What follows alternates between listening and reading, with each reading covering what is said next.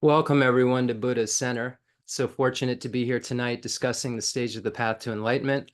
Let's begin by setting the most amazing motivation in the universe, the motivation of bodhicitta, the wish to become a Buddha for the sake of all sentient beings. Say to yourself that I'm here tonight attending this teaching to learn exactly what I need to know in order to become a Buddha, which will fulfill all of my needs for the sake of all sentient beings, which will fulfill all sentient beings' needs. This is a big, big mind that we're trying to generate. And the more we try to generate, the more we do it in a contrived way, the more it will become natural for us. And eventually, it will become the way that we just actually think about everyone around us. We will think that, may I help you? May I become a Buddha to be able to be the most reliable guide for you in the universe, because I care so much about your happiness and I care so much about you being free from suffering, just like I want to be free from suffering and I want to have happiness. So this is amazing, beautiful mind that has as its object of observation every single sentient being in the universe without bias.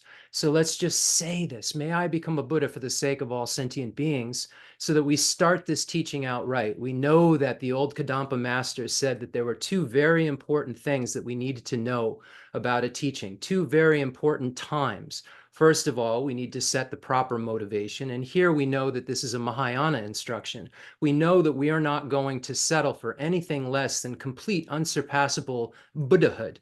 We know that we aren't going to be satisfied with an individual liberation or an abiding nirvana. So because it's an actual teaching on the Mahayana, the great vehicle that leads to actual Buddhahood, we set the motivation so that we know, we tell our minds that all of these instructions that we're learning are for the purpose of us becoming Buddhas. So this is why we set the motivation as such in the beginning. And then the great Kadampa masters say that the second time that's so important is dedicating the virtue that we've created to our complete enlightenment.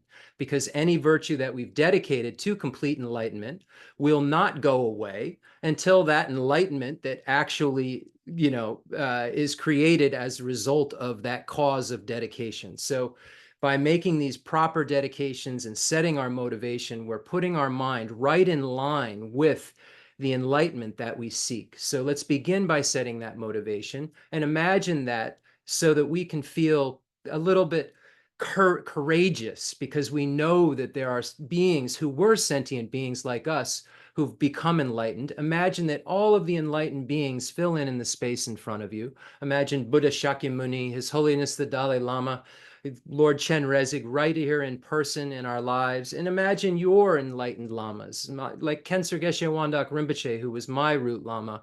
And then enlightened beings like Lama Zopa Rinpoche and Geshe Dorje Damdu Rinpoche and Umzala Geshe Aga Rinpoche, any being that you consider an enlightened being, imagine in the space in front of you, along with all of the holy beings that we read about in the Lamrim tradition, from the Nalanda tradition, such as the beings in the extensive deeds lineage, the profound view lineage, and the lineage of blessings, all the holy Tibetan lamas, and all of the teachers that these teachings trickle down through to become part of our lives, because we're so fortunate and so lucky to have these teachings that are presented to us in such a clear way, in a way that we can really understand it, and that not only the teachings in a raw sense are presented, but these Lamrim texts that have the actual instructions for practice are actually in our lives. So we know the tricks that will allow us to become bodhisattvas quicker.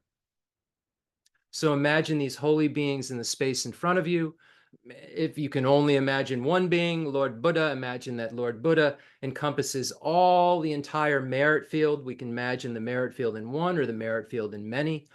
So whatever capacity you can imagine, one Buddha, two Buddhas, the Buddha Shakyamuni, and just your root Lama, however you can do it, to make it have an impact on your mind is how you should visualize the merit field. So imagine the merit field in the space in front of you, those holy beings that we will rely upon and be able to achieve the goals that they've achieved by doing what they've done to achieve those goals.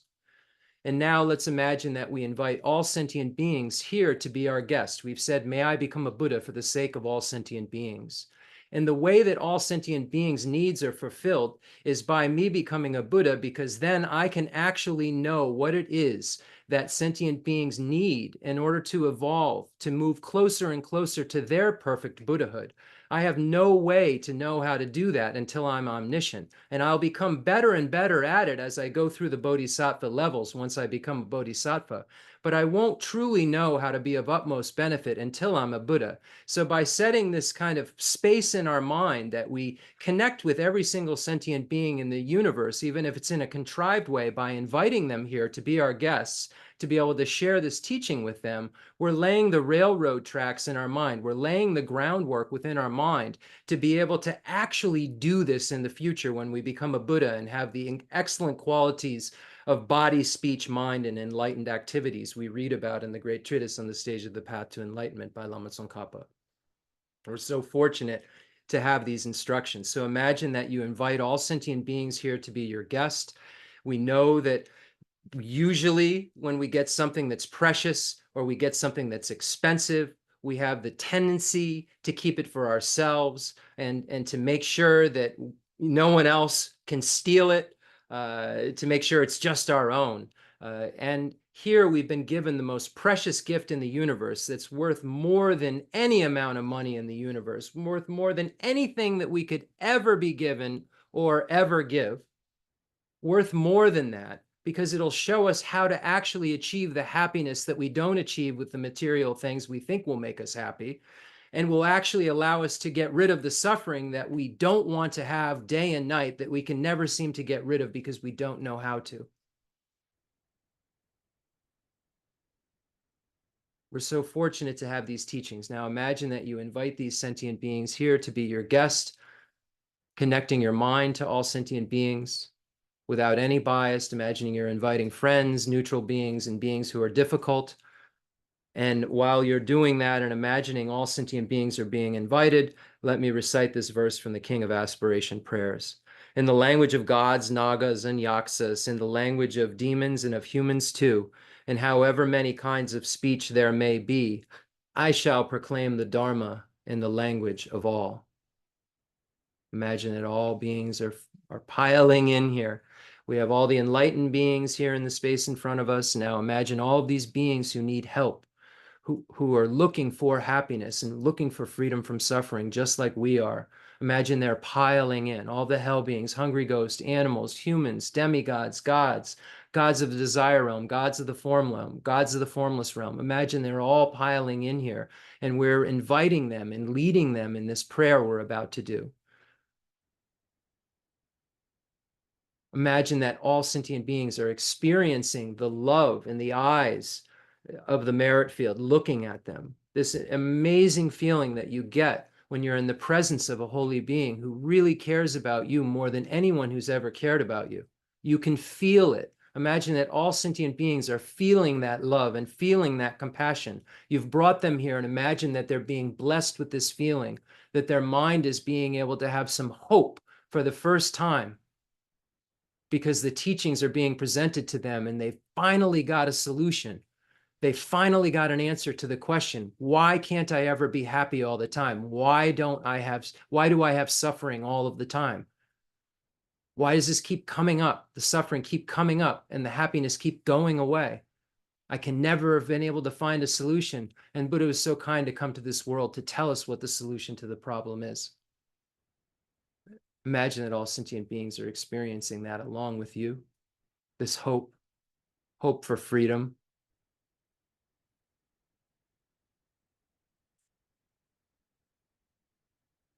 Now, the space in front of you is transforming and changing.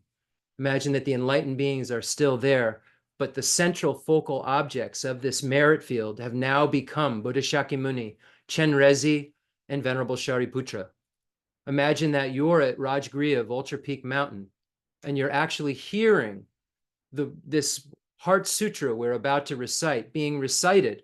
And imagine that the beings that you hear as the characters in this sutra, Venerable Shariputra and Lord Chenrezig and Buddha, are there and playing their various roles in the space in front of you. And all sentient beings are around you hearing this and hearing the teachings of the actual definitive truth that the Buddha came to tell us about the emptiness of inherent existence of all phenomena.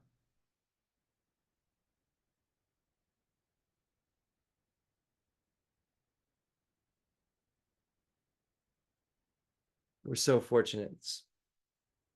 So now let's recite the Sutra of the Heart of Transcendent Knowledge that we know presents the truth, the ultimate truth, the lack of true existence of all phenomena, the mode of existence that's accurate, negating the inaccurate mode of existence that we always adhere to, we always think is true, that things intrinsically exist, when this is a false concept, this is a false thing that we apprehend.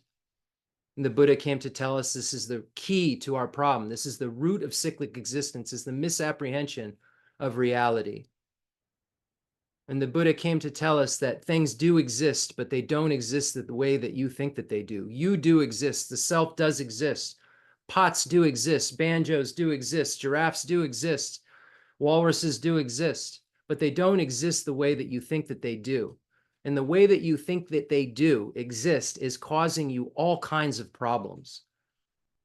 The false mode of existence that you're adhering to is causing all kinds of problems. So the Buddha came to tell us something very specific and meant it, in that nothing in the universe is established by way of its own character. It's merely imputed independence upon a collection that serves as its basis of designation. And those are fancy words. I won't get into any more than that, but it's amazing that we get to hear things like this. We get to hear these truths that the Buddha presented, and then Arya Nagarjuna and Master Chandrakirti and others elucidated. We're so fortunate to have these teachings in our life.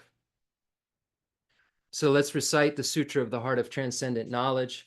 Remember that things do exist, but they don't inherently exist, and also understand that within this sutra, embedded within it, we find the hidden teachings on the 5 Mahayana paths: the path of accumulation, the path of preparation, the path of seeing, the path of meditation, and the path of no more learning.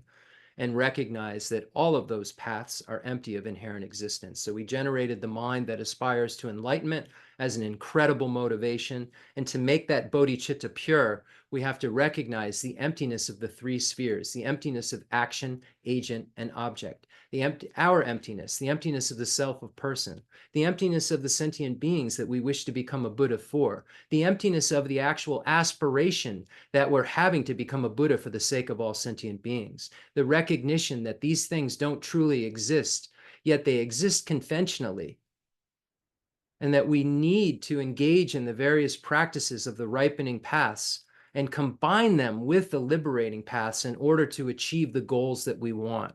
And if we want to achieve Buddhahood, the ripening paths have to be the concentrations, renunciation, and bodhicitta, and then the liberating paths have to be the wisdom realizing emptiness. And we have to combine this method and wisdom if we want to become a Buddha. So right here in the Sutra of the Heart of Transcendent Knowledge, we find the wisdom side being the definitive point that the Buddha is making here, that things lack intrinsic existence. And then the ripening side hidden within it, embedded within it, of the 5 paths, the 5 Mahayana paths that a bodhisattva goes through to become a Buddha. The first 4 paths of accumulation, preparation, seeing, and meditation, training, and then the path of no more learning, where he or she actually goes from being a bodhisattva and turns into, from the last moment of the path of meditation as a bodhisattva, there's a line that he or she crosses, and once it's crossed, he or she is in the path of no more learning and is a fully enlightened Buddha. So this sutra shows us how to do that in a very kind of summarized way that we would only know if we were highly sharp individuals. Some highly sharp individuals could just hear the mantra we read and hear and know the meaning of everything. Or have someone like my kind teacher, Namgyal Khyentse Geshe Wandak Rinpoche, explain it to me, and was so kind to explain it.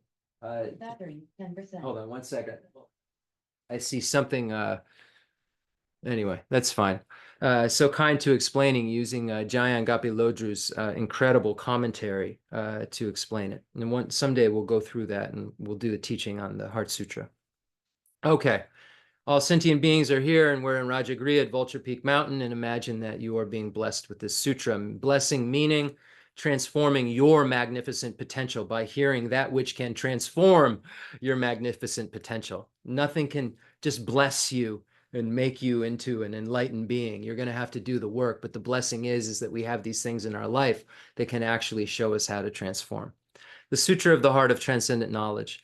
Thus have I heard once the Blessed One was dwelling in Rajagriha at Vulture Peak Mountain, together with a great gathering of the Sangha of monks and a great gathering of the Sangha of bodhisattvas. At that time, the Blessed One entered the samadhi that expresses the Dharma called profound illumination.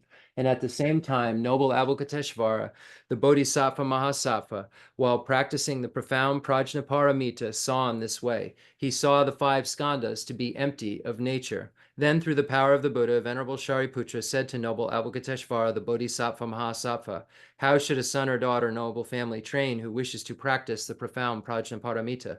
Addressed in this way, noble Avalokiteshvara, the Bodhisattva Mahasattva, said to Venerable Shariputra, O Shariputra, a son or daughter of noble family who wishes to practice the profound Prajnaparamita should see in this way, seeing the five skandhas to be empty of nature. Form is emptiness, emptiness also is form, emptiness is no other than form, form is no other than emptiness. In the same way, feeling, perception, formation, and consciousness are emptiness. Thus, Shariputra, all dharmas are emptiness. There are no characteristics. There is no birth and no cessation. There is no impurity and no purity. There is no decrease and no increase. Therefore, Shariputra, in emptiness, there is no form, no feeling, no perception, no formation, no consciousness, no eye, no ear, no nose, no tongue, no body, no mind, no appearance, no sound, no smell, no taste, no touch, no dharmas, no I dhatu up to no mind dhatu, no dhatu of dharmas, no mind conscious dhatu, no ignorance, no end of ignorance up to no old age and death, no end of old age and death, no suffering, no origin of suffering, no cessation of suffering, no path, no wisdom, no attainment, and no non-attainment.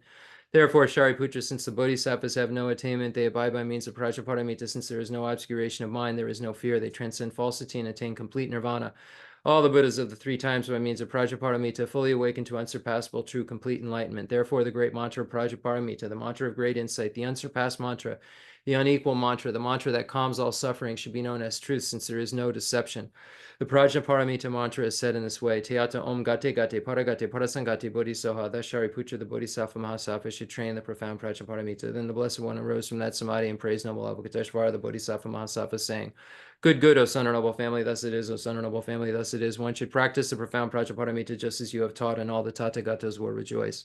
When the Blessed One had said this, Venerable Shariputra and noble Avalokiteshvara, the Bodhisattva Mahasattva, that whole assembly in the world with its gods, humans, asuras, and Gandharvas rejoiced and praised the words of the Blessed One. If it's not having volume on the Facebook, I apologize. It looks like it's doing something strange, and I don't know how to fix it. Kala jibe nijo damba nengu je de ju nga yi de de jen ju ba ba la ma yi bu jen zi ni zong gan do zo la ja zi la aga zamara ja ja da zamara ba ga zamara ja ja.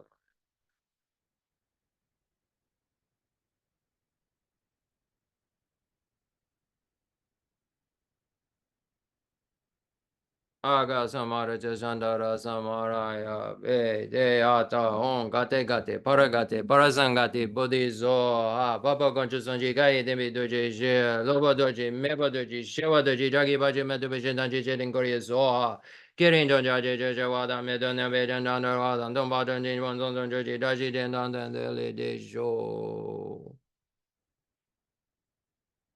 Are people able to hear my volume? Or is it very low? I have not allowed people to mute. I don't.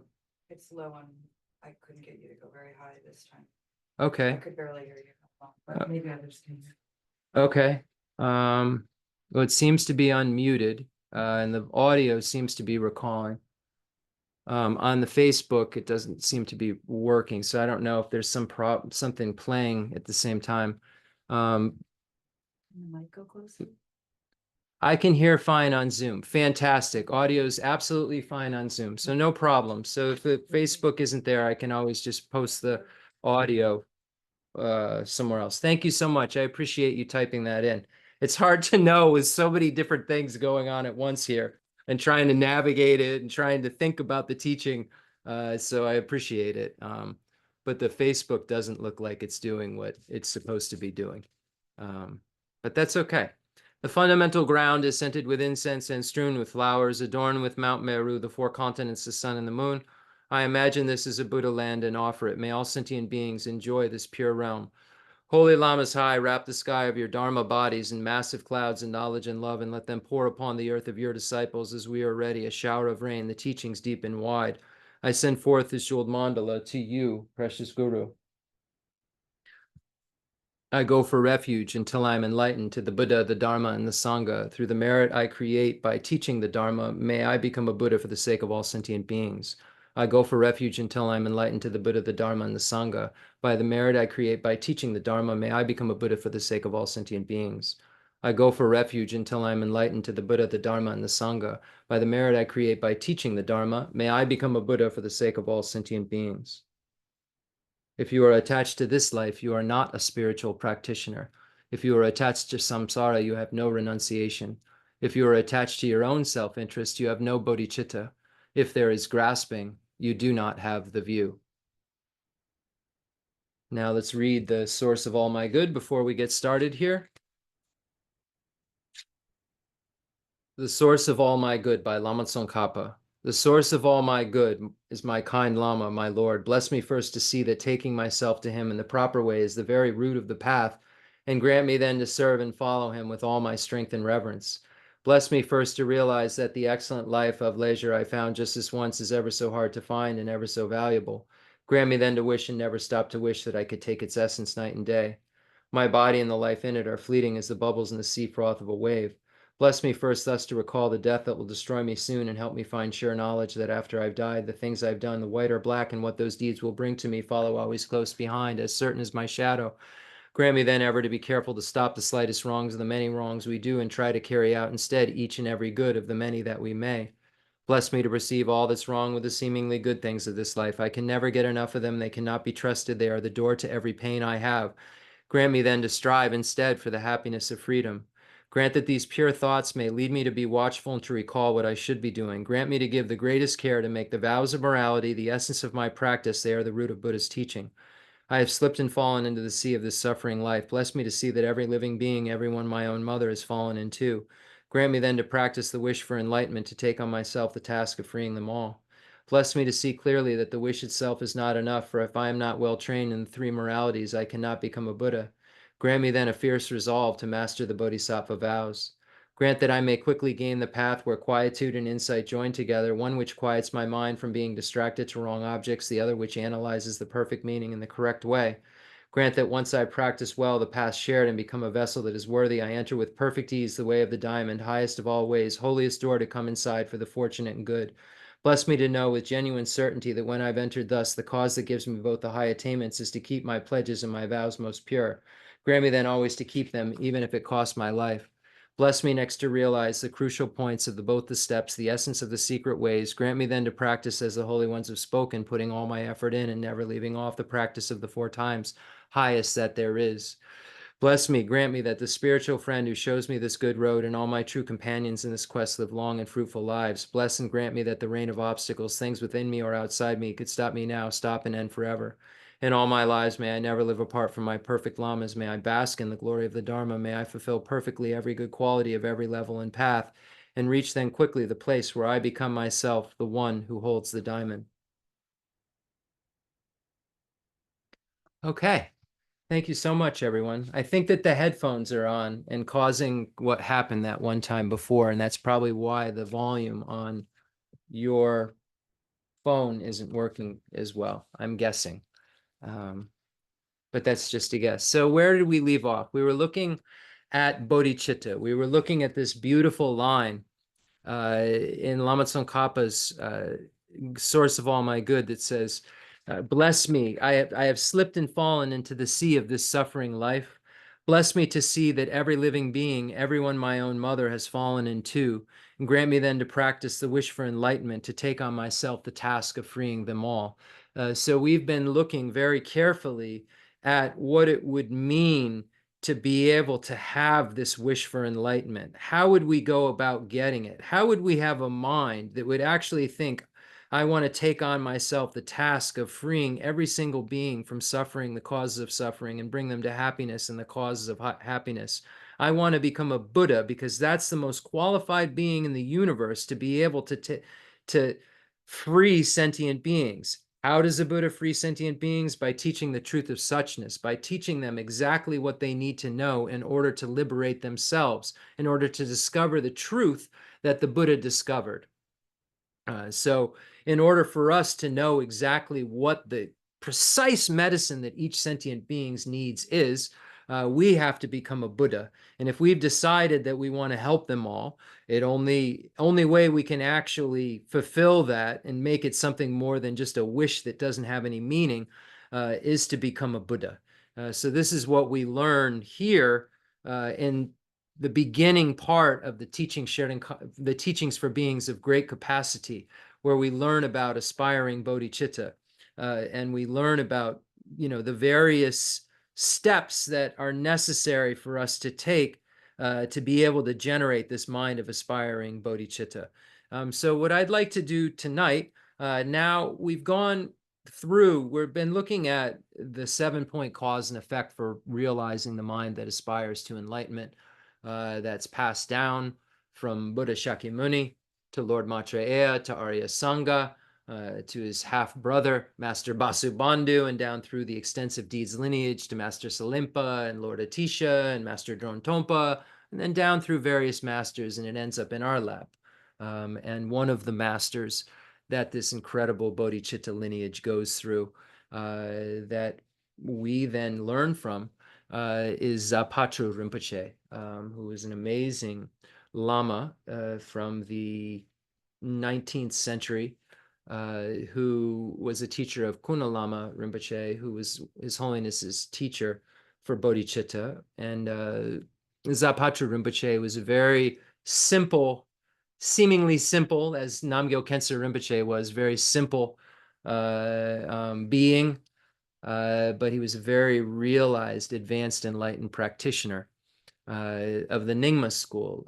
And there's a book, The Words of My Perfect Teacher, that is written about the preliminaries for Dzogchen practice and so forth. So I won't get into too many details about Zapatu Rinpoche. But we've reached this section in the 7-point cause and effect for realizing the mind that aspires to enlightenment on love. And we've learned that the only way that we can actually, get to a point where we generate love for all sentient beings is to develop a foundation. So in the 7-point cause and effect, there's a couple foundations, and there's even a foundation that's not in it. When we look at the actual numbers, 6 causes, 1 result. There's a foundational precept that we learned about equanimity. And then the other foundational steps that get us to learning how to actually care for others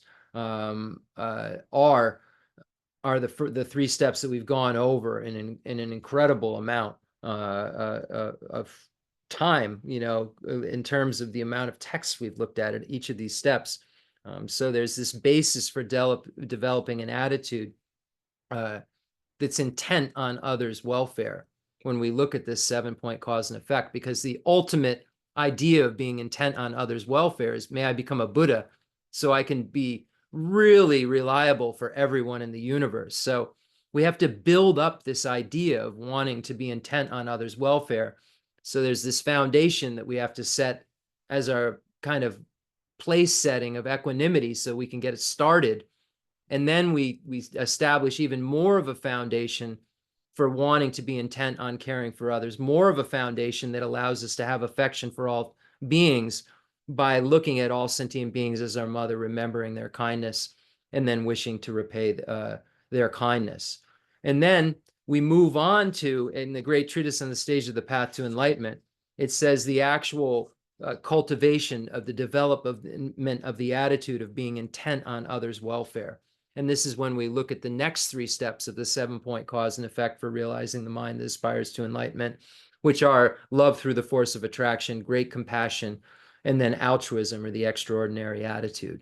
So these are the actual steps that allow you to build this attitude of being intent on others' welfare up more and more and more, and allow you to see what others' welfare is and what that actually means. You get to become more familiar with this at this point, because you've just said in the process that you want to repay the kindness of all sentient beings who've been so kind to you as your mothers, or whatever being you used as your object of observation, your focal object, as that being who took care of you when you were so vulnerable, whoever that being was.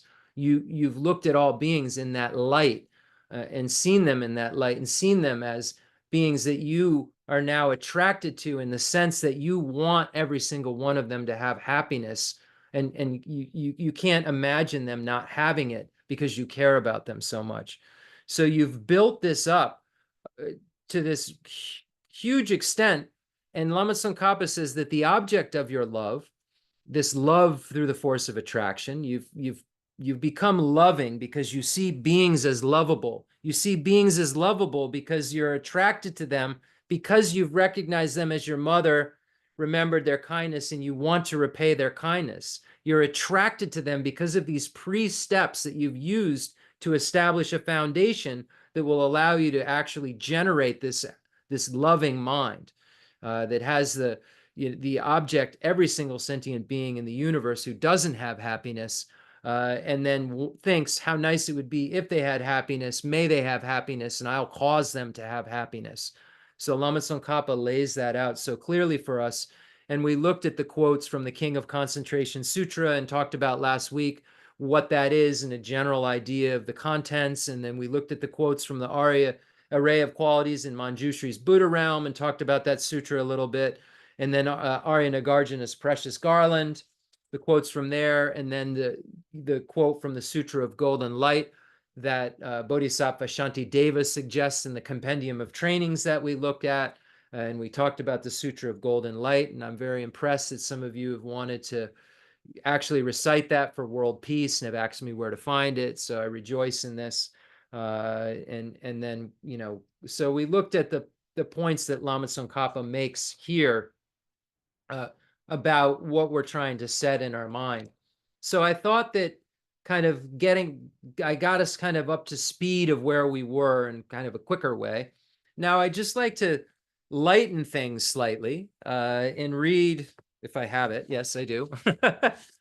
Lighten things slightly and read from the words of my perfect teacher by Zapatra Rinpoche, and specifically the section on love, because I think that it really sets us up for some ways that we can behaviorally set imprints within our mind, and ways that can just help us in our daily lives to kind of know, if we're under the sway of these teachings, how we would act, how we would be around other sentient beings. And there's meditation on equanimity in here also that I don't know if we read. I think we read it in one class before, but I'd like to just read this meditation on love section from Zapatra Rinpoche's text.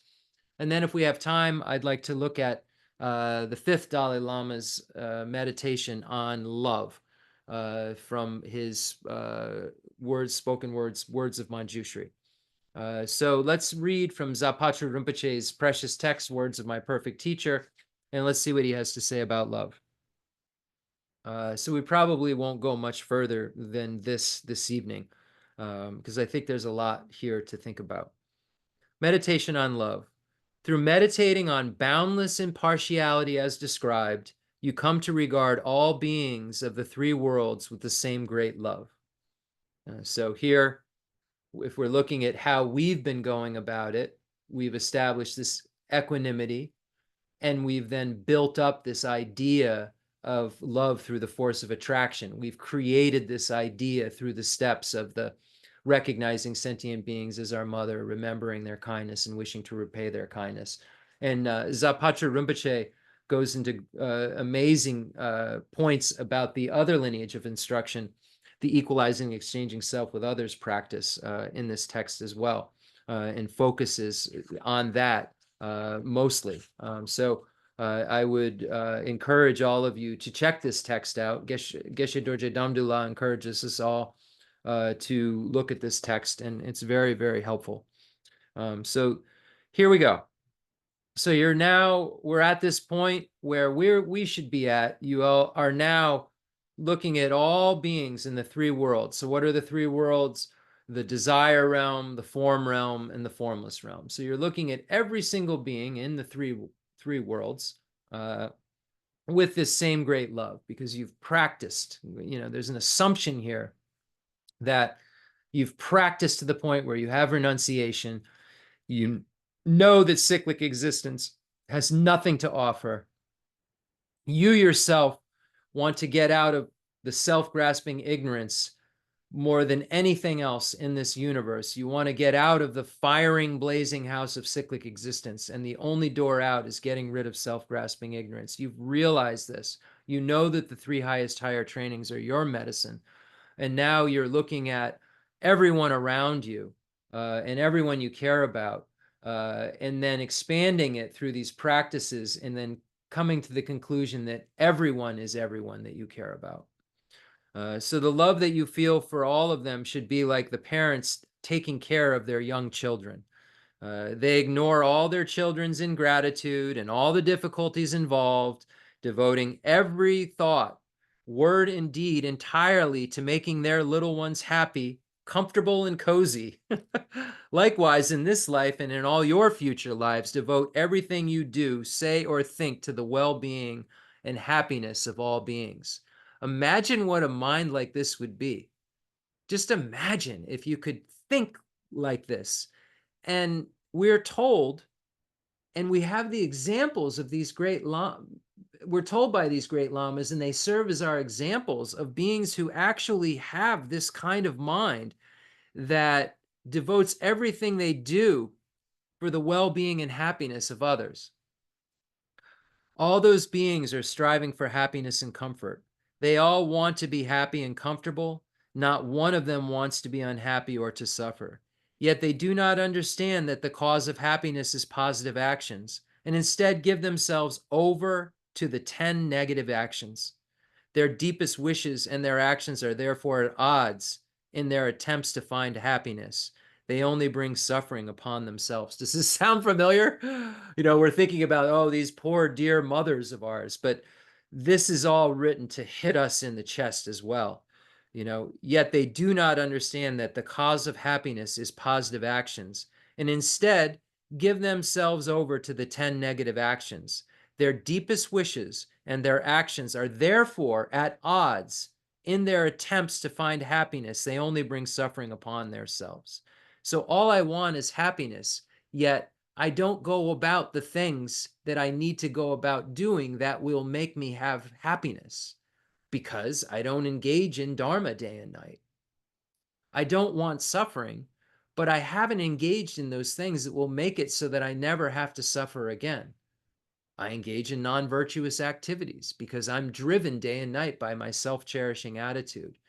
This meditation that we're doing combats the self-cherishing attitude that causes everything that causes us to engage in things that are negative over and over and over again, because we're starting from a place that isn't a place that is very smart. It's a place that's really actually stupid, that thinks it's smart. If I take care of only myself, I'm going to feel a lot better. It thinks it's smart, but it's actually not smart at all. And this serves as medicine. This serves as fire, that burns up these attitudes that we have, and then helps us to help others burn up their attitudes. Over and over again, meditate on the thought, how wonderful it would be if each one of those beings could all have happiness and comfort that they wish. Meditate on it until you want others to be happy just as intensely as you want to be happy yourself. So this is what the Bodhisattva does. Your happiness is their happiness. Your suffering is their suffering. As soon as you're suffering, they want to relieve it. As soon as you're unhappy, they want to make you happy. So imagine being in a place where that was how you operated. It wasn't from your space. Imagine how much more expansive your mind could feel if it wasn't coming from that space. The sutras speak of loving actions of body, loving actions of speech, and loving actions of mind. What this means is that everything you say with your mouth or do with your hands, instead of being harmful to others, should be straightforward and kind. Just such practical advice being given here. We all want to practice these high meditations and think about central channels and right channels and left channels and drops and knots and all of these special things that we want to think about, and cutting through to our clear light mind and experiencing something without having to study so hard. And when we look at what it would really take to do that versus what it would really take to do this, if we can't get this right, then everything that we're doing around all of this other fancy high stuff is just self-deception. It's just like playing a video game. It's just like it's like reading Lord of the Rings and becoming a character in Lord of the Rings. In your mind, I'm in The Hobbit.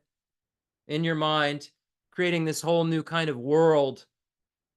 I can just create whatever world I want to create. Unfortunately, it isn't that easy. You have to create the causes and conditions for the dependent arising of the world that you want to have happen. And since beginningless time, we haven't been doing that correctly, because I would guess that the world that's happening for you in your life right now, if you're who you appear to be, isn't what you would choose in all its precise forms. I wouldn't choose to have these bulging discs in my back for certain.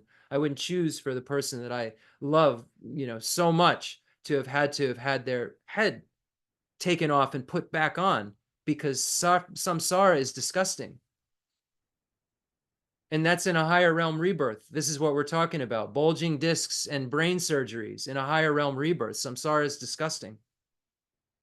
And in the Guide to the Bodhisattva's Way of Life, Bodhisattva Shantideva says, whenever catching sight of others, look upon them with open, loving heart. So again, it says the sutras speak of loving actions of body, loving actions of speech, loving actions of mind. What this means is that everything you say with your mouth or do with your hands, instead of being harmful to others, should be straightforward and kind. And we know that when the Buddha taught the Vinaya, and we know the Vinaya basket is primarily pointed at changing our verbal and our physical behavior. First working on that, and then learning how to concentrate and control our minds better in the sutra basket. But we see the first thing we should do is stop yelling at people and stop hitting them. Stop saying nasty things and giving them the finger. You don't have to punch someone to use bad hand gestures. There's all kinds of bad hand gestures. I don't need to show them to you. There's a number of them that we can use that show our displeasure at others. So we should really try to avoid this. And I know it's so hard. We have these habitual tendencies. We were learning from Geshe Dorje Damdula that because of habitual tendencies, even foe destroyers who aren't Buddhas, those foe destroyers could even jump around. Khensa Geshe Wandak Rinpoche used to talk about like a monkey, because of habitual physical behaviors that they had that are ingrained, that are in these obstructions to omniscience that they still have, or blurt something out. Like when you hear a song you've heard a million times, used to be your favorite song, and it comes on, you can't help but sing it.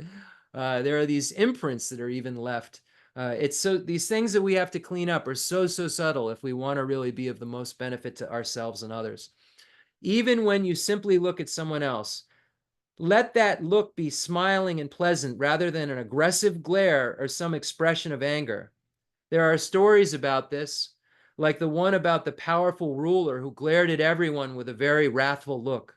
It is said that he was reborn as a preta, hungry ghost, living on leftovers under the stove of a house. And after that, because he had also looked at a holy being in that way, he was reborn in hell.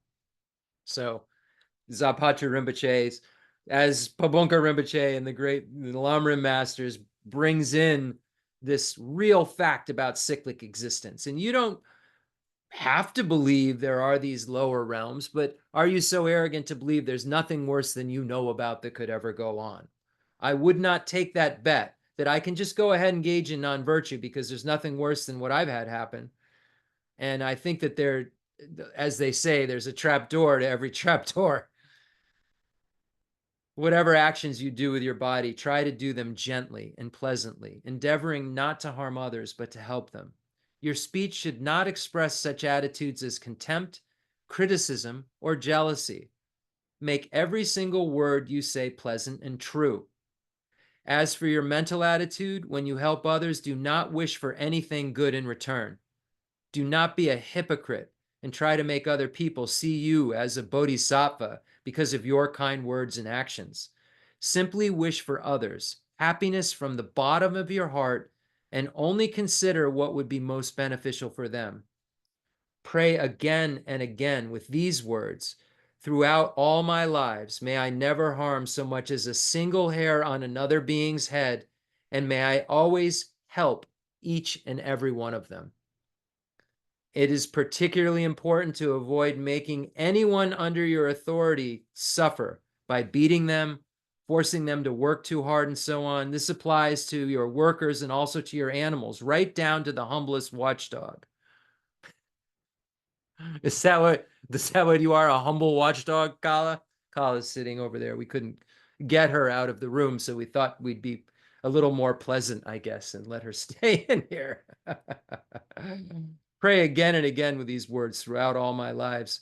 May I never harm even a single hair on another being's head. May I always help each and every one of them. Always, under all circumstances, be kind to them in every thought, word, and deed. To be reborn as a servant or as a watchdog for that matter, and to be despised and looked down upon by everyone is the maturation of the effects of past actions. It is the reciprocal effect of the having despised and looked down upon others while in a position of power in a past life. If you now despise others because of your own power and wealth, you will repay that debt in some future life by being reborn as their servants. So be especially kind to those in a lower position than yourself. This isn't just being said to use some sort of like fire and brimstone to scare you. This is just saying that results are dependent upon their causes. Results are concordant with their causes. And if you engage in nasty things will happen because good things are caused by good causes. Bad things are caused by bad causes. It's just the way things work. We have fruitional results, we have environmental results, we have all these different results that we can read about in the Lam Rim. Behavioral results. We are habituated in certain ways of thinking and behaving, and our environment looks a certain way, and we're look a certain way, and it's all because of causes that we've created. So if we want to be smart, we should start behaving in such a way that makes us get what we want. And this is the advice that these teachers are giving us. They're telling us, hey, if you want to get what you say you want, here's how to get it. Anything you do physically, verbally, or mentally to help your own parents, especially or those suffering from chronic ill health, will bring inconceivable benefits. Jo Atisha says, Jo means Lord. To be kind to those who have come from afar, to those who have been ill for a long time, or to our parents in their old age is equivalent to meditating on emptiness of compassion, is meditating on emptiness of which compassion is the very essence. Our parents have shown us much immense love and kindness. To upset them in old age would be extremely negative act. The Buddha himself, to repay his mother's kindness, went to the heaven of the 33 to teach her the Dharma. It is said that even if we were to serve our parents by carrying them around the whole world on our shoulders, it would not repay their kindness. However, we can repay that kindness by introducing them to the Buddha's teaching. So here we see, here it's all connecting with what Lama Tsongkhapa is talking about. All these masters, if they're speaking about what Buddha taught, they're all talking about the same thing. And we could see them, all the overlaps here. It would, it is said that even if we were to serve our parents by carrying them around the whole world on our shoulders, it would not repay their kindness. However, we can repay their kindness by introducing them to the Buddha's teaching. So always serve your parents in thought, word, and deed, and try to find ways to bring them to the Dharma. So we recognizing find ways to bring your mother, here it's saying to the Dharma, your parents to the Dharma. We've just recognized that all sentient beings are just that. All sentient beings are our mother. All sentient beings have been our father. All sentient beings are our siblings. So we can say that they, based on this continuum that's been labeled it's the same continuum. It's just a different label of I. So we can say that you have been my mother. You are my mother. Because at the time, a million lifetimes ago, this person I find difficult was my mother. That was my mother. It's just an I that was designated on a collection of among the five aggregates. Independence on a collection of among the five aggregates is served as a basis of designation. It was just an I there, a my there, a previous I, from a previous I, from a previous I. It was I. Who else could it have been besides me? Who was it then? Me. Who am I now? Me. Who was I then?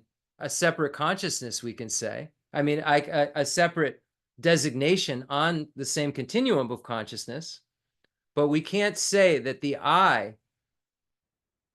isn't an I that was designated on a collection that just is continuing. This moment's I was caused by a previous moment's I. A million lifetimes ago, there was just an I that was just working its way up to now. That's all I could say. I don't know if any of that made sense. I hope it did. So here we go. Our parents have shown us such immense love and kindness. So always serve your parents. So the great master of Udayana has said, as Padmasambhava, do not make old people distressed. Look after them with care and respect. And whatever you say and do, be kind to all those older than you. Take care of them and do whatever you can to please them. Nowadays, most people say that there is no way to get on in the samsaric world without harming others, but it's just not true. So there is this idea that I can't operate in this world without harming others. And it says it's not true. Long ago in Khotan, two novices were meditating on the sublime Manjushri. One day he appeared to them and said, there is no karmic link between you and me.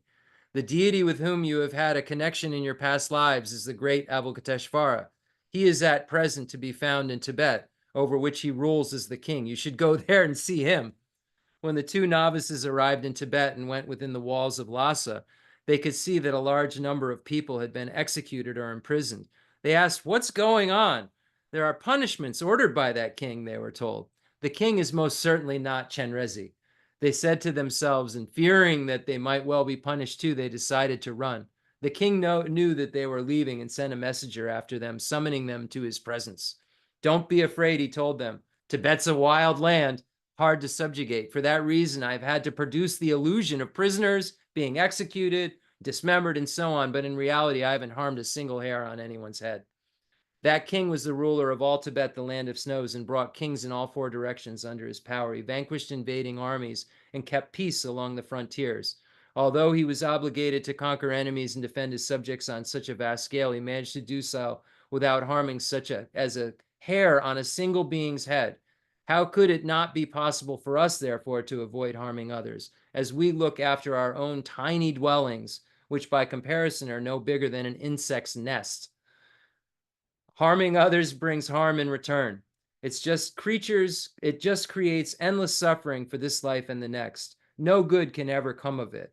Even in the things of this life, no one ever gets rich from murder, theft, or whatever it might be. They only end up paying the penalty and losing all their money and possessions in the process. The image given for boundless love is a mother bird taking care of her chicks.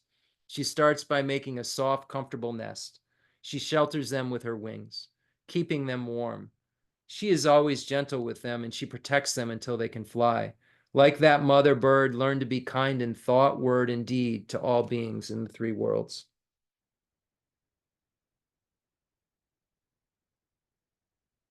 So powerful.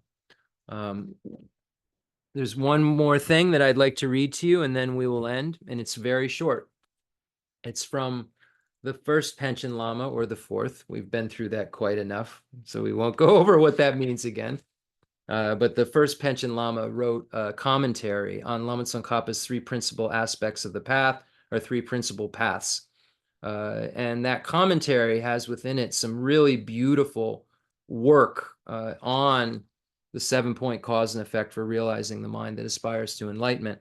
The text is called The Three Principal Aspects of a Path, Essence of All the Scriptures, Quintessence of Helping Others. And this is, you can define this in Cutting Through Appearances. It's the first section of the book that has this Lam Rim kind of esque manual on the three principal paths. And then the second part of the text is Goncho Jimmy Wambo's Precious Garland of Tenets. So amazing, amazing book, translated by Professor Jeffrey Hopkins in working with, and there's commentary of Geshe Lundut Zupa, Geshe Sopa, and we're fortunate he's passed from our world, and there's a reincarnation of him. But we're fortunate that he was here and in Wisconsin and taught so much and helped us so much. So this is a very, very short section, but I thought that it was so powerful. So we'll read this. It's like a paragraph, and then we'll just do dedication and so forth. And I apologize for anybody. I see somebody on Facebook. If you can't hear me, I apologize for that. Okay, how to cultivate love. Imagine an intimate such as your mother and think. So we've cultivated this idea. We've figured out who we've decided is this person who's our model of citizenship, of caring for us, our model person who's taken care of us when we're vulnerable. And hold on. So whatever being that is. So we're now imagining a being such as your mother. So we're considering as a mother, as your mother or your father or whoever you started this meditation with. All beings are your mother, remembering their kindness and repaying their kindness. So imagining, beginning with that being, meditating like this.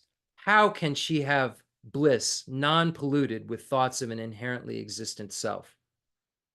She does not even have happiness polluted with thoughts of an inherently existent self. She goes along with what is now claimed to be happiness, which turns into suffering. Through wishing for happiness, she strives, yearns. However, she is making the causes of bad transmigrations and sufferings in the future. In this life also, except for making suffering, fatigued and tired, she does not in the least have real bliss. Therefore, if she had happiness and all the causes of happiness, how nice it would be. May she come to have these. I will cause her to have these. I pray for the transformative blessings from the lamas and gods and deities to enable me to do this. When experience arises with respect to the thoughts of love, imagine other relatives and friends such as your father, then imagine neutral beings, then enemies, and finally all sentient beings. Meditate as before. So here we're seeing that there's self-grasping ignorance with thoughts of an inherently existent self. She goes along with what is now claimed to be happiness, which turns into suffering. If you have self-grasping ignorance, you are necessarily going to take another rebirth. You will necessarily have what starts the wheel of life, the 12 links of dependent origination, ignorance. If you have ignorance, you will cycle in cyclic existence. And if you have cycling in cyclic existence, the kind of happiness that you can have in the desire realm is always the suffering of change, is always contaminated happiness. So it says here, she goes along with what is now claimed to be happiness, which turns into suffering. How can she have bliss non-polluted with thoughts of inherent existent self? She does not even have happiness polluted with thoughts of an inherently existent self. She goes along with what is now claimed to be happiness, which turns into suffering. So we begin to use this with people we're close to, but then think about these people we have such a difficult time with, and they allow us to generate love and compassion and let us see our biases and let us see when we're not able to do so we can work harder on it. And we're doing that really at their expense, because their negative actions that they're engaging in will give rise to these horrible births, these horrible sufferings that we've talked about. And in dependence upon us turning our way of looking at these beings, we'll be able to achieve Buddhahood. So we're really, if we know how to use mind training, we're really going to owe that sentient being even more. So you can see how when we remember the kindness of our enemies and we look at it in the Lojong teachings, which we're kind of skipping now forward to the equalizing, exchanging self with others practice, it falls under that category. But think about that. Think about at the expense of our enemy who's engaging in negativity and yelling at us, for instance, they're going to have an unfortunate rebirth.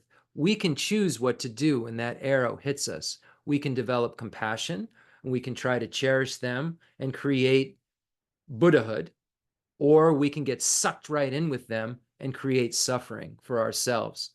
And if we can not get sucked in with them and become the most reliable guide, we can make them learn how to not have to experience the result of that suffering, the result of that non-virtue that they did in relation to us. And you know what? We'll be able to help them.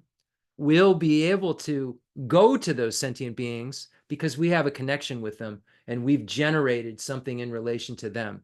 So it's causes and effect, cause and effect. I've related to a sentient being. I've developed compassion for them. I've said, they're angry. I want them to have happiness. I can teach them when I become a Buddha how to purify that, and they'll never have to experience what I've just witnessed. They'll never have to experience the result of the non-virtue that I've just witnessed. If I can figure out how to quickly become a Buddha and get to them to help them discover the truth of suchness before the ripening of that karma happens. Wow, that's a big aspiration. All right. With that, wow, that's a thought, right? Let's do the concluding mandala offering and dedication prayer. And thank you so much for your kind attention. The fundamental ground is scented with incense and strewn with flowers, adorned with Mount Meru, the four continents, the sun, and the moon. I imagine this is a Buddha land and offer it. May all sentient beings enjoy this pure realm. I dedicate whatever virtues I've collected for the benefit of the teachings of all sentient beings, and in particular for the essential teachings of Venerable Losang to shine forever.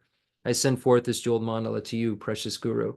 Any mistakes that I have made, I apologize. I didn't intentionally make them.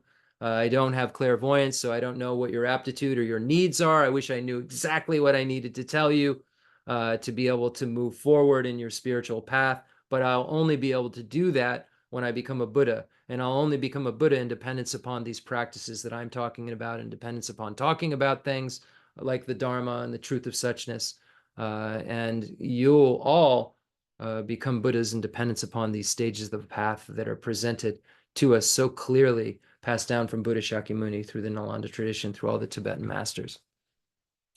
Any mistakes that I made, I apologize. May they be purified by Vajrasattva mantra. Om Benzo Sattva Samayamana Balaya Benzo Sattva Zinavajita Dili Meva Vazu Gai Meva Vazu Gai Meva Anurag Meva Zavazini Meva Rajasava Comes to make it Shri Guru Om. Ha ha ha ha ho Bhagavan Zavadata Gata Benzo Mama Moka Benzo Baba Ma Zamaya Sapa Ah Om Ve. May we always be protected by Paul and Lama Jo Rama Jo Rama Jo Rama Jinjagala Rajamo Rama Vacha Tunjo Rulu Rulu Hong Jo Hong. I dedicate all this virtue to emulate the knowledge of the hero Manjushri and likewise Samantabhadra as well. With whatever dedication is praised to Supreme by all the conquerors who traverse the three times, I also dedicate all my roots of virtue for the sake of auspicious deeds. May the supreme bodhicitta that has not arisen arise and grow, and may that which has arisen not diminish but increase forevermore. In the heavenly realm of Tibet, surrounded by a chain of snow mountains, you are the source of all benefit and help for beings. All-powerful Chen Rezig, Tenzin Gyatso, please remain until samsara's ends. And a prayer of supplication to Namgyal Khyentse Geshe Wandak Rinpoche. A complex yogi poses as a simple monk. Homage to Khyentse Geshe Wandak Rinpoche, our precious spiritual friend who is inseparable from Aryatara. I fully prostrate, covering as many atoms of the earth as possible to your pure body, speech, mind, and enlightened activities. I offer to you drinking water, bathing water, flowers, incense, candles, scented water, food, and music purified by Om, Om, Om, Om, Om, Om. The rarity of having 1 million wish-fulfilling gems is a common occurrence compared to meeting with a holy teacher like you who placed the complete path to Buddhahood in our childlike hands. Just like Lord Atisha, who came to Tibet with a lamp to dispel the darkness of ignorance, you, kind abbot, arrived in the West with a lineage purer than a diamond. and begged us never to be satisfied with partial instructions. The teachings of the extensive deeds and profound view lineages flowed from your lips like nectar for our ears that elucidated the teachings for beings of three capacities. Now that sound has stopped. All composite things are impermanent. You told us that your teachers passed away and understood the sadness, entreating us to continue our studies. Buddha does not wash away the negativities of beings, nor does he remove their miseries by his hands. His spiritual realizations are not transferred to them. It's by teaching the truth of suchness that beings are liberated. We are not prepared to take this difficult journey to the highest goodness of Buddhahood without your continued guidance. Sadness in our hearts would be too overwhelming. May you swiftly return to this world and take care of us in all our lives, wherever we may be, never leaving our hearts and crowns. May all sentient beings perfectly realize renunciation, bodhicitta, and the correct view of emptiness, so they know who you really are. Thank you so much, everyone. I appreciate you, and we'll see you next time. Take care.